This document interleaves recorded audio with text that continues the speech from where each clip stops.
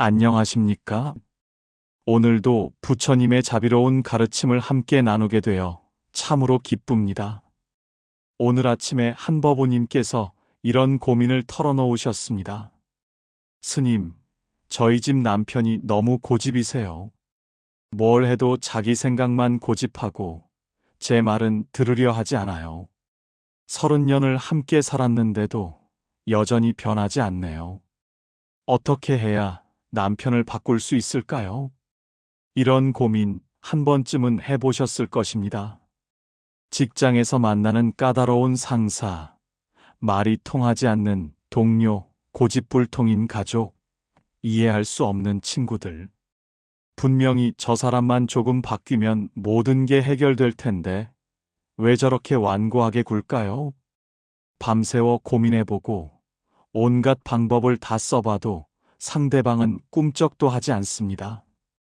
오히려 더 완고해지고 관계는 더욱 악화되기만 하죠. 그러다 보면 우리 마음에는 분노와 좌절감이 쌓이고 결국 저 사람은 정말 못된 사람이야라는 원망만 남게 됩니다. 하지만 잠깐만요, 불자님들.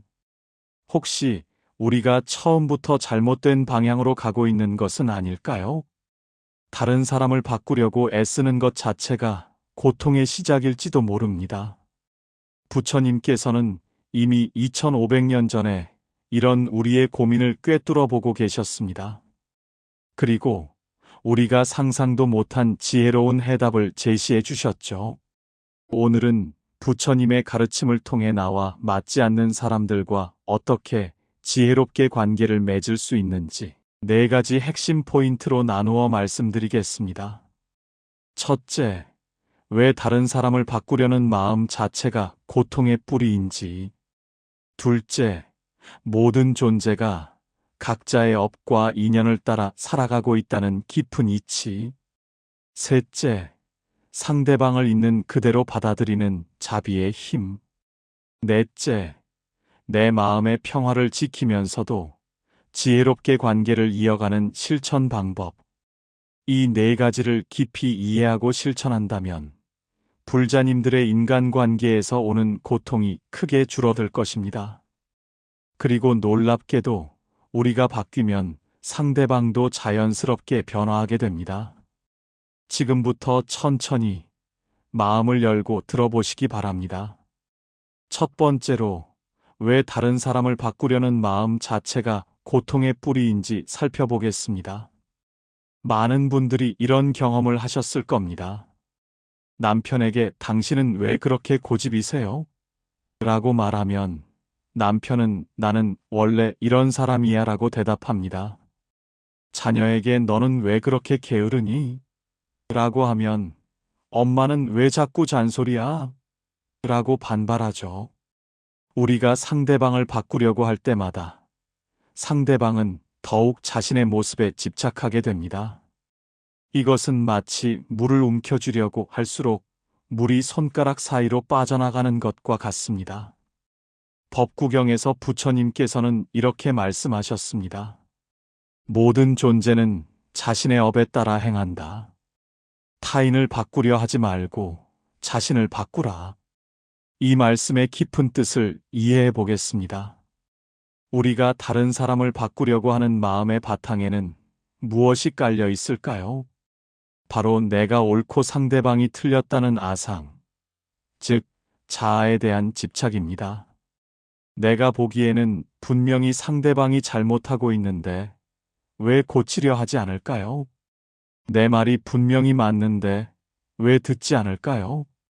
이런 생각 자체가 이미 번뇌의 시작입니다.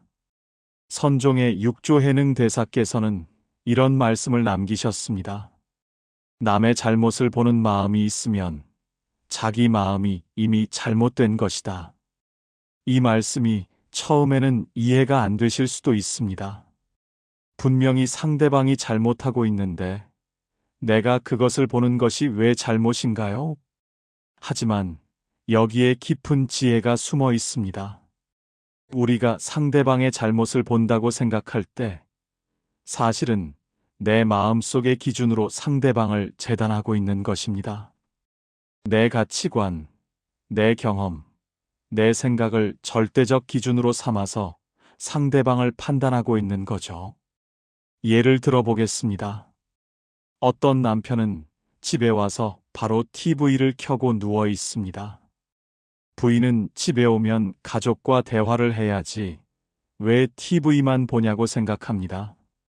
하지만 그 남편에게는 하루 종일 사람들과 부대끼며 일한 후 잠시라도 조용히 쉬고 싶은 마음이 간절할 수도 있습니다. 누가 옳고 누가 틀렸을까요? 사실 옳고 틀린 것이 아니라 서로 다른 욕구와 관점을 가지고 있는 것일 뿐입니다. 부처님께서는 중화함경에서 이렇게 말씀하셨습니다. 세상의 모든 존재는 각자의 관점으로 세상을 본다. 코끼리를 만지는 장님들처럼 각자 자신이 만진 부분만을 코끼리의 전부라고 생각한다. 이 비유가 바로 우리의 현실입니다. 나는 내가 경험한 작은 부분만을 보고 그것이 전부라고 생각합니다.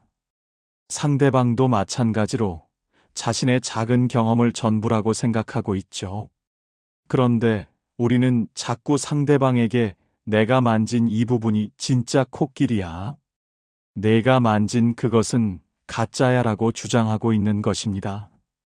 이것이 얼마나 어리석은 일인지 이제 아시겠죠? 더 구체적인 예를 들어보겠습니다. 한 직장에서 새로운 후배가 있었습니다. 그 후배는 일을 할 때마다 꼼꼼하게 체크하고 또 체크했습니다. 선배는 답답해했습니다. 저렇게 느리게 일하면 언제 끝내지? 대충 하고 넘어가면 될 텐데. 하지만 그 후배는 이전 직장에서 실수로 큰 손해를 본 경험이 있었습니다. 그래서 절대로 실수하지 않으려고 몇 번씩 확인하는 것이었죠. 선배는 효율성을, 후배는 정확성을 중시했던 것입니다. 둘 다 나름의 이유와 경험이 있었던 거예요. 이처럼 우리가 상대방을 바꾸려고 할 때마다 우리는 상대방의 깊은 내면과 그 사람만의 사연을 무시하고 있는 것입니다. 그리고 내 기준을 상대방에게 강요하려고 하는 것이죠. 이런 마음가짐으로는 절대로 좋은 관계를 만들 수 없습니다. 오히려 서로를 더욱 멀어지게 만들 뿐이에요. 조주선사의 유명한 일화가 있습니다. 한 승려가 조주선사에게 물었습니다. 스님, 제 스승이 너무 완고합니다. 어떻게 하면 스승을 깨우칠 수 있을까요? 조주선사가 대답했습니다. 내가 먼저 깨어라. 그러면 스승도 자연히 깨어날 것이다. 이 말씀의 뜻을 깊이 새겨보시기 바랍니다. 상대방을 바꾸려는 마음을 내려놓고 먼저 내 마음을 바꾸라는 것입니다. 내가 바뀌면 상대방을 보는 눈이 달라집니다. 상대방을 바꿔야 할 대상이 아니라 이해하고 받아들여야 할 존재로 보게 됩니다. 그러면 놀랍게도 상대방도 자연스럽게 마음을 열게 되는 것이죠. 이것이 바로 부처님께서 가르쳐 주신 첫 번째 지혜입니다. 다른 사람을 바꾸려는 마음 자체를 내려놓는 것. 그것이 진정한 관계 개선의 출발점입니다. 두 번째로, 모든 존재가 각자의 업과 인연을 따라 살아가고 있다는 깊은 이치를 살펴보겠습니다. 불교에서 가장 중요한 개념 중 하나가 바로 업과 인연입니다. 우리 주변의 모든 사람들이 지금 이 모습으로 살아가는 데는 다 이유가 있습니다. 그 사람만의 깊은 사연과 복잡한 인연의 실타래가 얽혀서 지금의 모습이 된 것이죠. 화엄경에서 부처님께서는 이렇게 말씀하셨습니다. 일체유의법은 인연화합으로 이루어진다. 인연 없이는 아무것도 생기지 않고 인연이 다하면 자연이 사라진다. 이 말씀의 뜻을 쉽게 풀어보면 세상의 모든 일은 우연히 일어나는 것이 없다는 뜻입니다. 내 앞에 나타난 힘든 사람도 나와 맞지 않는 사람도 모두 특별한 인연으로 만난 것입니다. 실제 사례를 통해 이해해 보겠습니다. 한 불자님이 계셨는데 시어머니와 사이가 정말 좋지 않았습니다. 시어머니는 며느리가 하는 모든 일에 불만을 표했고, 며느리는 그런 시어머니가 너무 힘들었죠. 시어머니가 좀 관대해지시면 안 될까요? 왜 이렇게 트집을 잡으시는 걸까요? 하지만 나중에 알고 보니 시어머니는 어려서 친어머니를 일찍 여의고 계모 밑에서 자랐습니다. 계모는 친자식과 의붓자식을 차별했고, 시어머니는 늘 소외감을 느끼며 자랐죠. 그래서 결혼한 후에도 늘 불안했습니다. 며느리가 혹시 자신을 무시하는 것은 아닌지, 소외시키는 것은 아닌지 예민하게 반응했던 것입니다. 며느리가 이 사연을 알고 나니까 마음이 많이 달라졌습니다. 시어머니의 까다로운 모습이 사실은 상처받은 마음에서 나온 방어기제였다는 것을 깨달은 거죠. 이처럼 우리 주변의 힘든 사람들도 저마다의 아픈 사연이 있습니다. 고집이 센 사람은 어린 시절 자신의 의견이 무시당한 경험이 많을 수 있어요. 소통을 피하는 사람은 과거에 진심을 털어놨다가 상처받은 기억이 있을 수도 있고요. 화를 자주 내는 사람은 자신도 모르게 쌓인 스트레스와 좌절감 때문일 수도 있습니다. 금강경에서 부처님께서는 이런 말씀을 하셨습니다. 과거심 불가득, 현재심 불가득, 미래심 불가득. 과거 마음도 얻을 수 없고, 현재 마음도 얻을 수 없고, 미래 마음도 얻을 수 없다. 이 말씀의 뜻은 무엇일까요? 사람의 마음은 늘 변화한다는 것입니다. 지금 이 순간의 모습이 그 사람의 전부가 아니라는 뜻이죠. 까다로워 보이는 그 사람도 언젠가는 달라질 수 있습니다. 고집불통으로 보이는 그 사람도 적절한 인연이 만나면 마음을 열 수 있어요. 하지만 그 변화의 때와 방법은 우리가 정할 수 있는 것이 아닙니다. 그것은 오직 그 사람의 업과 인연에 따라 이루어지는 것이죠. 원효 대사의 일화를 말씀드리겠습니다. 원효 대사가 젊었을 때 의상 대사와 함께 당나라로 유학을 떠났습니다. 길을 가다가 비를 만나 어떤 동굴에서 하룻밤을 지내게 되었죠. 목이 말라 동굴 안에 있던 물을 마셨는데 너무나 달고 시원했습니다. 그런데 다음 날 아침에 보니 그곳은 동굴이 아니라 무덤이었고 마셨던 물은 해골의 고인 빗물이었습니다. 원효 대사는 그 순간 크게 깨달았습니다. 어젯밤에는 그렇게 달게 느꼈던 물이 해골물이라는 것을 알고 나니 역겹다. 모든 것은 마음에 달려 있구나. 일체유심조, 모든 것은 마음이 만든다. 이 깨달음을 얻은 원효 대사는 더 이상 당나라로 가지 않고 돌아왔습니다. 진리는 멀리 있는 것이 아니라 바로 내 마음 안에 있다는 것을 깨달았기 때문이죠. 이 일화에서 우리가 배울 수 있는 것은 무엇입니까? 상대방에 대한 우리의 느낌도 사실은 내 마음의 상태에 따라 달라진다는 것입니다. 같은 사람이라도 내가 마음을 열고 이해하려고 하면 좋게 보이고, 내가 마음을 닫고 비판적으로 보면 나쁘게 보입니다. 상대방이 변한 것이 아니라 내가 바라보는 관점이 변한 것이죠. 법화경에 나오는 상불경 보살의 이야기도 생각해 보세요. 상불경 보살은 만나는 모든 사람에게 당신은 부처가 될 뿐입니다 라고 인사했습니다. 사람들이 욕하고 돌을 던져도 당신은 부처가 될 뿐입니다 라고 했죠. 처음에는 사람들이 화를 냈지만 시간이 지나면서 그의 진심을 알게 되었습니다. 그리고 정말로 그들 중 많은 사람이 깨달음을 얻게 되었다고 합니다. 이것이 바로 업과 인연의 힘입니다. 상불경 보살이 지속적으로 선한 인연의 씨앗을 뿌렸기 때문에 그것이 결국 꽃을 피운 것이죠. 우리도 마찬가지입니다. 지금 당장은 상대방이 변하지 않는 것 같아도 우리가 꾸준히 좋은 인연을 만들어가면 언젠가는 반드시 변화가 일어납니다. 하지만 그 타이밍은 우리가 정하는 것이 아닙니다. 상대방의 업과 인연이 무르익었을 때 자연스럽게 일어나는 것이죠. 실제로 이런 경험을 하신 분들이 많습니다. 몇 년 동안 소통이 안 되던 가족이 어느 날 갑자기 마음을 열고 대화하게 되었다거나, 직장에서 까다롭기로 유명했던 상사가 어떤 계기로 완전히 달라졌다거나 하는 경우들 말이에요.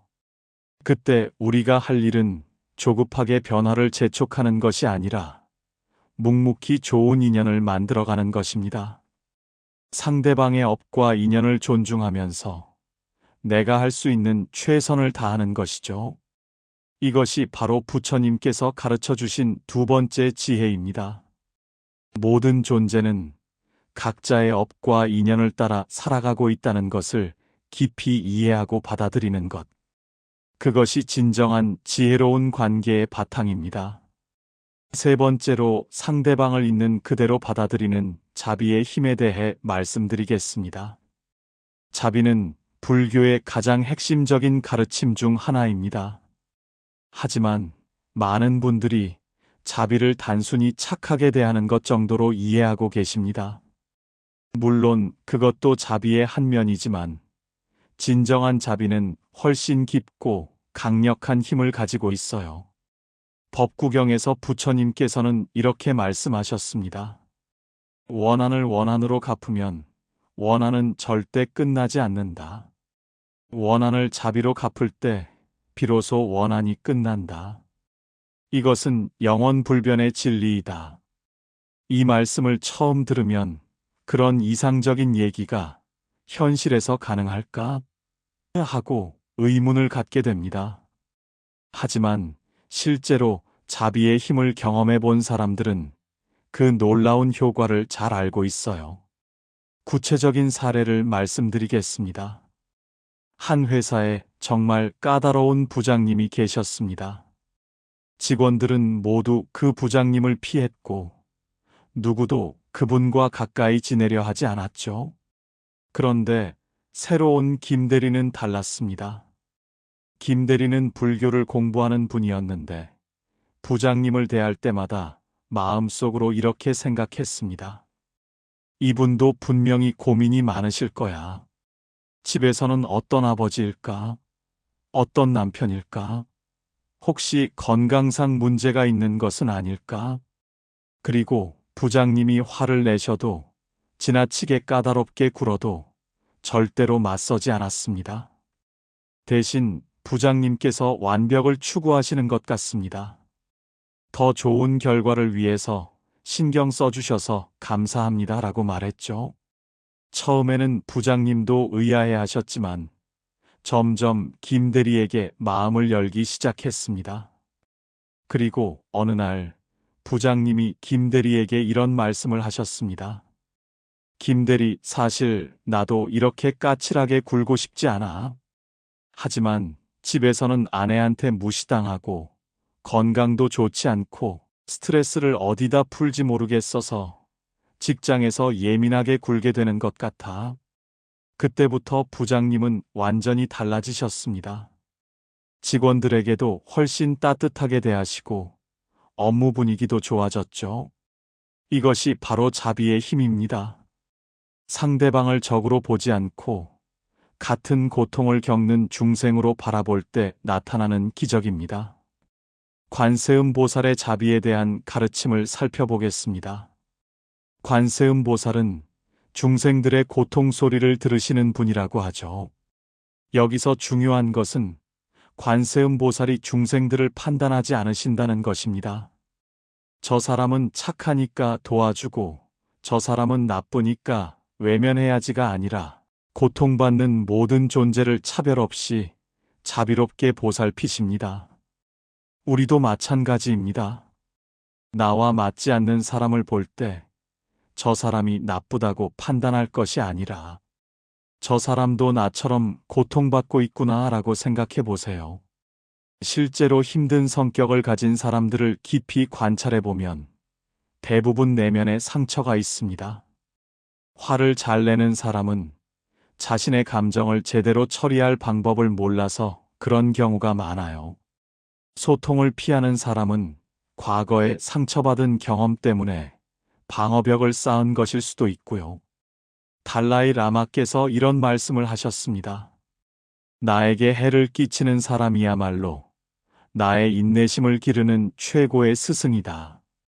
이 말씀이 처음에는 받아들이기 어려울 수 있습니다. 하지만 깊이 생각해 보면 정말 지혜로운 말씀입니다.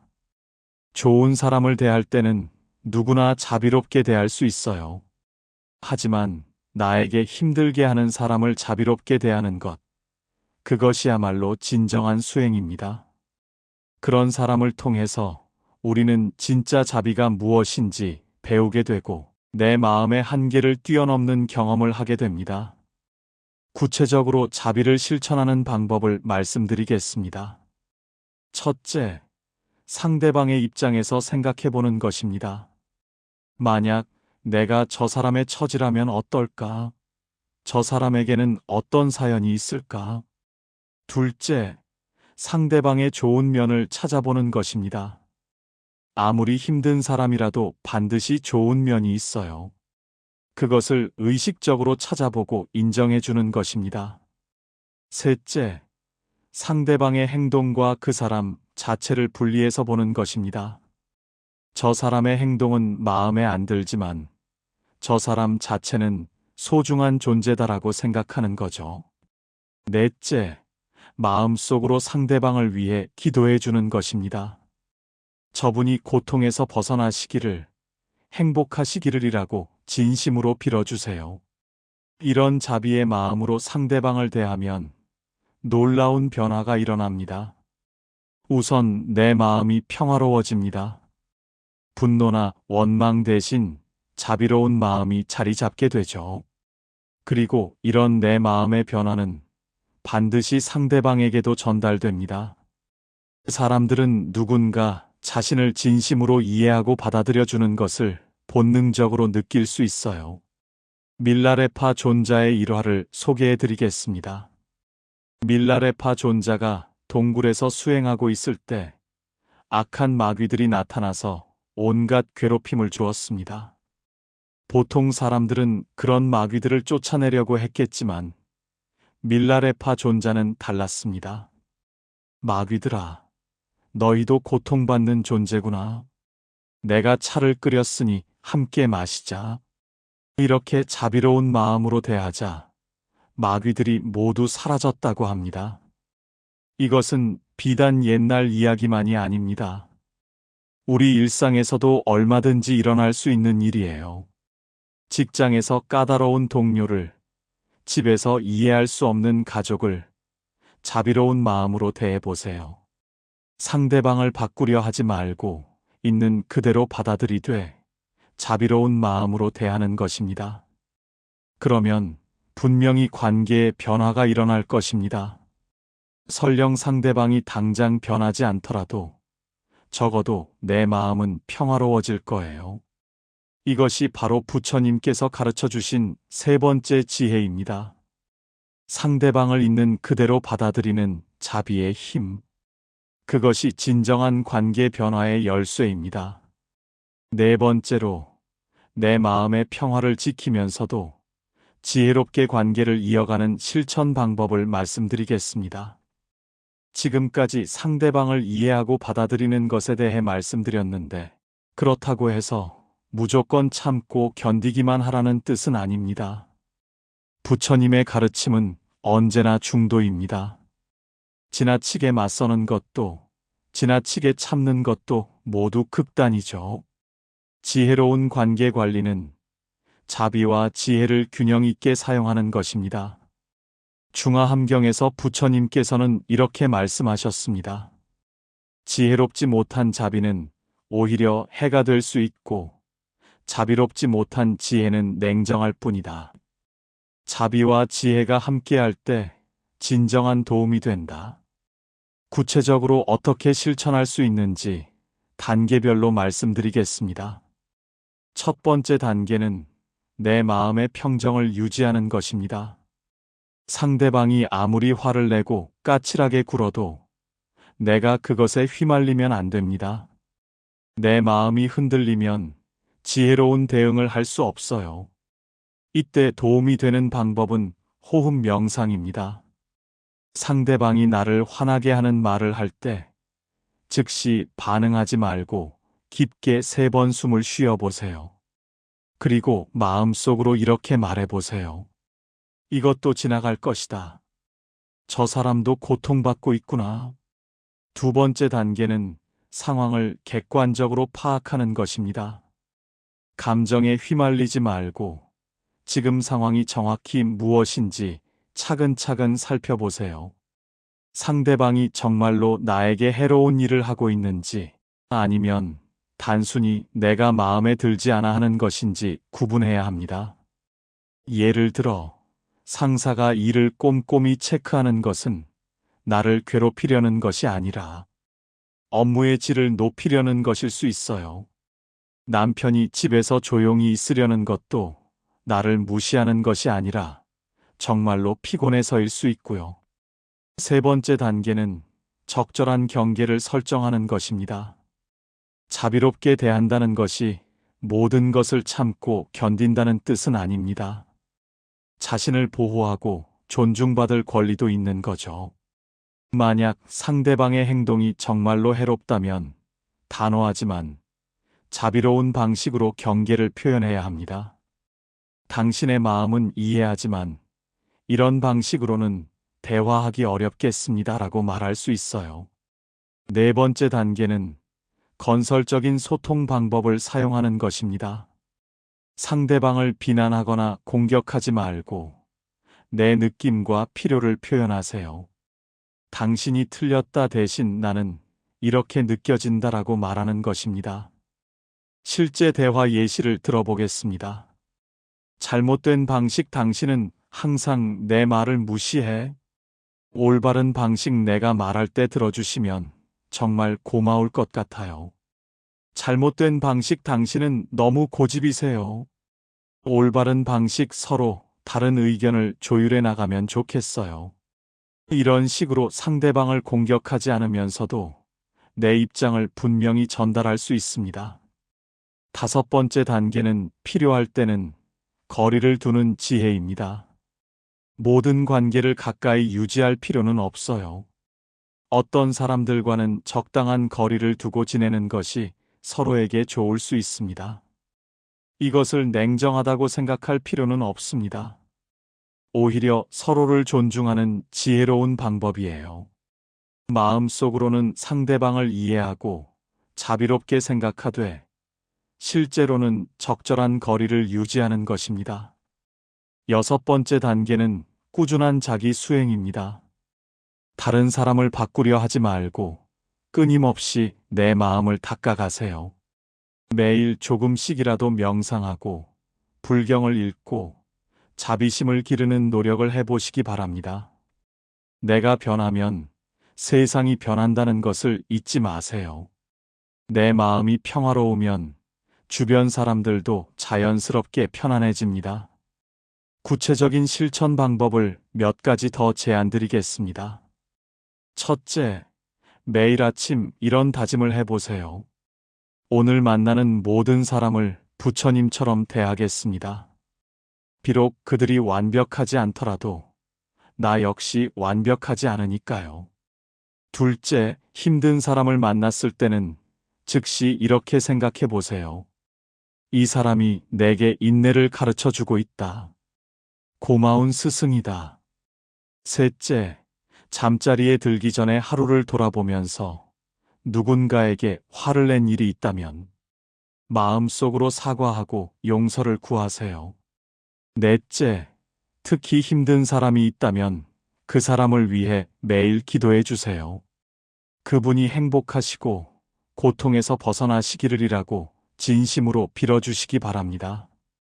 다섯째, 불경이나 법문을 들을 때 항상 이 가르침을 어떻게 실제 관계에 적용할 수 있을까? 를 생각해 보세요. 이런 실천을 꾸준히 하다 보면 놀라운 변화를 경험하게 될 것입니다. 예전에는 견딜 수 없었던 사람들이 그저 다른 색깔을 가진 존재로 느껴질 거예요. 예전에는 화가 났던 상황들이 수행의 기회로 보일 것입니다. 무엇보다도 내 마음이 평화로워집니다. 다른 사람 때문에 스트레스 받는 시간이 줄어들고 그 시간에 더 의미 있는 일들을 할 수 있게 되죠.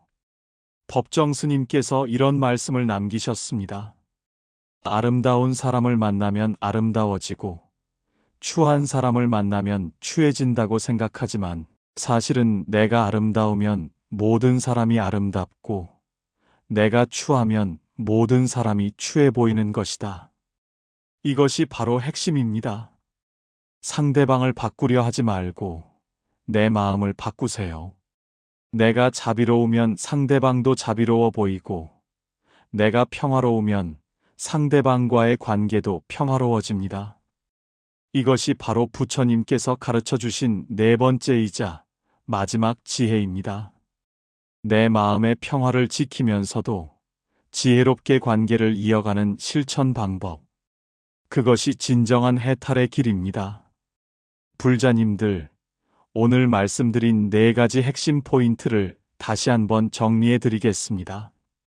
첫째, 다른 사람을 바꾸려는 마음 자체가 고통의 뿌리라는 것을 깨달으세요.